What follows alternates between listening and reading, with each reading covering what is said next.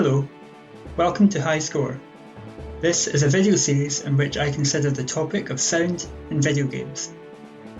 Music is such an important part of the video game experience, and through this project I hope to highlight just some of the effects it has on players, whether they realise it or not. My name is Ewan, and I've recently graduated from the University of York with a BA in music.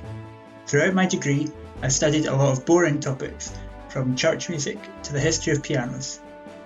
In my final year, however, I wrote a dissertation centred on the use of sound and music within the Legend of Zelda video game series. In particular, I focused on Ocarina of Time and Breath of the Wild. I chose this topic because of my love of video games as a child and how they have heavily impacted my life to this day. This project will comprise of much of the research used for my dissertation, but hopefully in a format that's slightly easier to understand and more accessible to the general public. Video games played a huge part in my childhood, from dashing through side-scrolling Mario levels to moulding the perfect life in Animal Crossing. Video games, Nintendo games in particular, have been a constant throughout my life. As my side hustle as a musician, I've also begun appreciating their soundtracks. If you weren't already entirely sure, music does have an impact on your gaming experience. This series isn't trying to prove anything, rather blow open the whole range of effects sound has, and hopefully make you more aware of its presence while you play. To give you a quick example of one way in which video game music can be used to change player experience, take a listen to the following tracks, both taken from the same game. While you listen, think about how each makes you feel.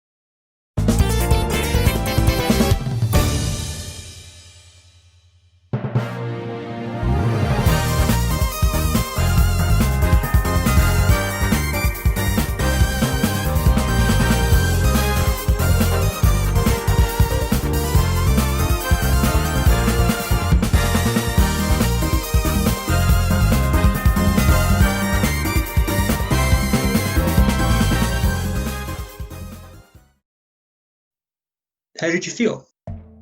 These tracks are taken from Rhythm Heaven Fever, a rhythm game released for the Nintendo Wii in 2011. The first track was titled Try Again, and plays after you fail a level. The second track was titled Superb, and plays after you complete a level with few mistakes. But you didn't need me to tell you that. You could probably already work out the context in which these tracks play just by listening to them. Even if you have no previous experience of the game or its music, it's still descriptive enough for you to form assumptions based on what you hear. This effect, along with some other areas, are what I try to focus on in my dissertation. My dissertation was 11,526 words long, and yes, I did count all of them. It was closer to 15,000 if you include the references. It would be easy enough to make an audiobook version of it. However, it's written in an academic style and structure, and so is very wordy and, at times, even I have to admit, not very clear. However, as my specialist subject is an area of music which the vast majority of people will experience at some point in their lives, I was keen to share my research. In addition, I've met many friends through this hobby who I've shared pieces of research with throughout the process. I hope this series appeals to them. I've also found that the process of researching this area has made me appreciate game soundtracks even more, so perhaps that will rub off on you too. As such, I decided to create a separate video series based on my research. This way, I can present my findings and push my arguments in a less academic, more accessible style. In addition, this means I can group my findings together in short bursts, which will hopefully keep viewers interested. This also means I can expand on each area past any word count I might have previously encountered, and include real-time musical examples of the concepts I'm describing while I'm describing them. At first glance, you might think there's not much to talk about. Soundtracks, sound effects, and maybe a bit of theory.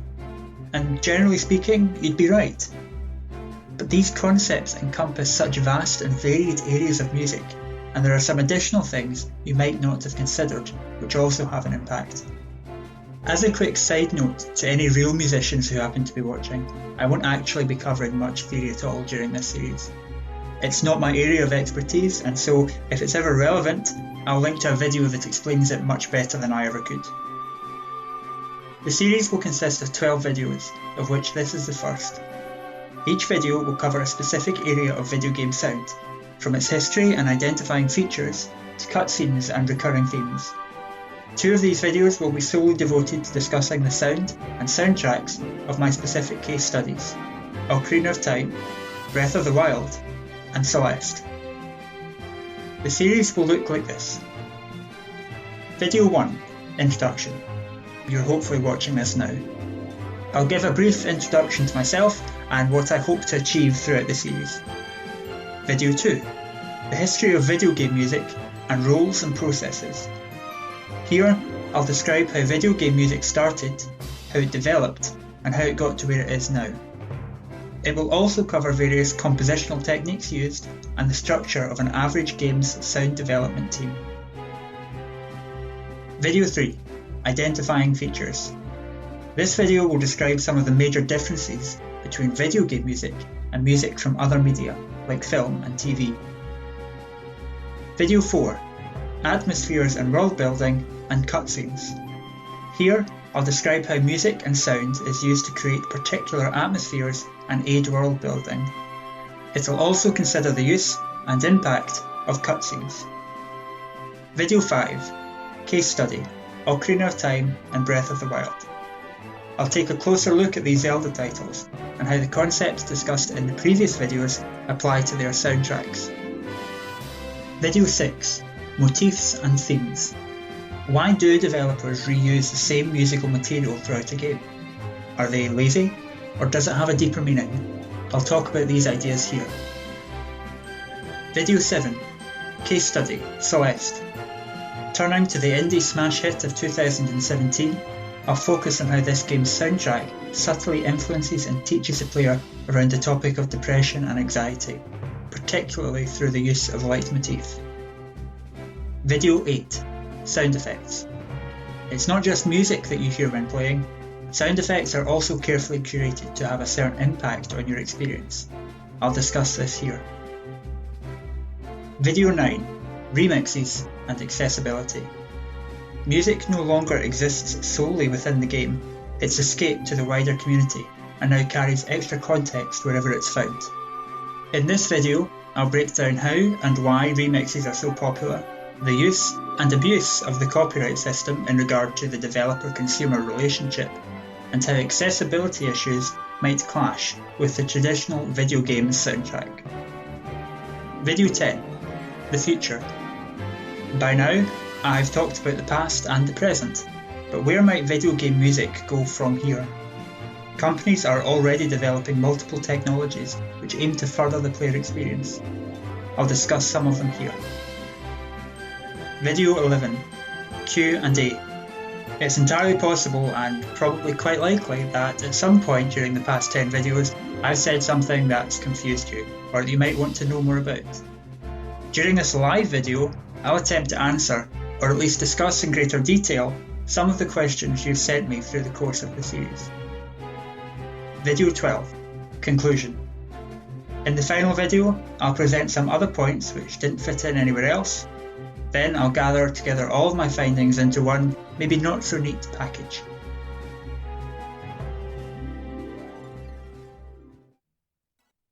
That brings us to the end of the first video in the series. They'll be broadcast live here on my Twitch channel every Sunday at 7:30 GMT, and you can see other time zones on screen now. If you can't watch live, don't worry, because they'll be uploaded to my YouTube channel shortly after. If a concept raised in any video confuses you, or you want to clarify something, ask in the chat. If I can, I'll try to answer it there and then. If it's something I'm not too sure on or requires a long, detailed answer, I'll save it for the Q&A video. If something pops into your head during the other 6 days of the week, or you don't want to ask publicly, you can send me your questions through the channels shown on screen now. Feel free to use whichever is easiest for you to contact me on.